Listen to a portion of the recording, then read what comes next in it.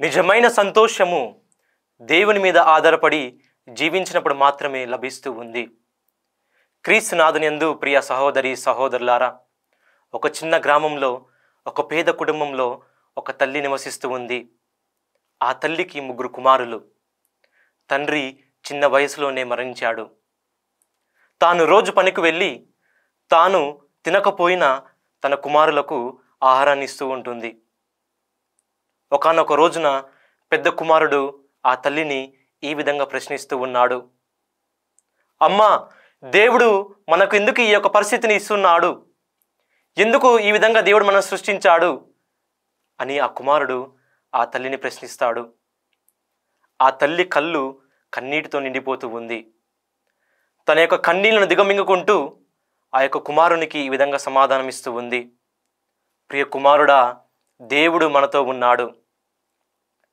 మనము దేవుని మీద ఆధారపడి జీవించినంత కాలము ప్రభువు మనతోనే ఉన్నాడు, మన పక్షమున ఉంటాడు అని ఆ తల్లి ఆ యొక్క కుమారునికి తెలియజేస్తూ ఉంది. ప్రియ మిత్రులారా, ఈ యొక్క కథ ద్వారా మనం నేర్చుకోవాల్సింది ఏమిటంటే, నిజమైన సంతోషము ధనము మీద కాదు, కానీ దేవుని మీద ఆధారపడి జీవిస్తేనే మనకు సంతోషము లభిస్తూ ఉంది అని మనం నేర్చుకోవాలి.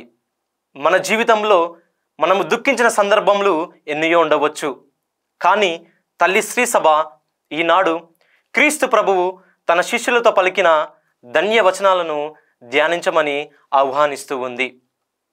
లూకా శుభవార్త 6వ అధ్యాయము వచనములు 20 నుండి 26 వరకు. పేదలకు మీరు ధన్యులు, దైవరాజ్యము మీదే. ఆకలి దప్పులు కొనవారు ధన్యులు, మీరు సంతృప్తి పరచబడుదురు. దుఃఖించువారు మీరు ధన్యులు, పరలోకమున మీకు మహా ఆనందము లభిస్తూ ఉంది. నా నిమిత్తము ప్రజలు మిమ్ము నిందించినప్పుడు, ప్రజలు మిమ్ము హింసిస్తున్నప్పుడు మీరు ధన్యులు, పరలోకములో గొప్ప బహుమానము లభిస్తూ ఉంది అని క్రీస్తు ప్రభువు తెలియజేస్తూ ఉన్నారు. అదే విధముగా ధనవంతులకు మీకు అనర్థము అని క్రీస్తు ప్రభువు తెలియజేస్తూ ఉన్నారు. మీరు శోకింతురు అని క్రీస్తు ప్రభువు వారిని హెచ్చరిస్తూ ఉన్నారు. క్రీస్తునాథునియందు ప్రియ సహోదరి సహోదరులారా, మన యొక్క జీవితంలో పేదరికం ఉండవచ్చు, మన యొక్క జీవితంలో కష్టాలు ఉండవచ్చు, కానీ ప్రభు చెప్తున్నారు ఏమిటంటే, నా మీద ఆధారపడి జీవించండి, నేను మీతో ఉంటున్నాను, నేను మిమ్మల్ని నడిపిస్తూ ఉన్నాను అని క్రీస్తు ప్రభు తెలియజేస్తున్నారు. ఎవరైతే ఈ లోక సంపాదన మీద ఆధారపడి జీవిస్తూ ఉంటారో వారికి అనర్థము, వారి జీవితము శూన్యంగా ఉంటుంది అని క్రీస్తు ప్రభు తెలియజేస్తూ ఉన్నారు. కావున ప్రియ సహోదరి సహోదరులారా, నిజమైన సంతోషము ఈ లోక సంపద పట్ల కాదు, కానీ దేవుని మీద ఆధారపడి జీవించుటే అందే ఉంది అని మనం గ్రహిద్దాం, జీవిద్దాం. ఆమేన్.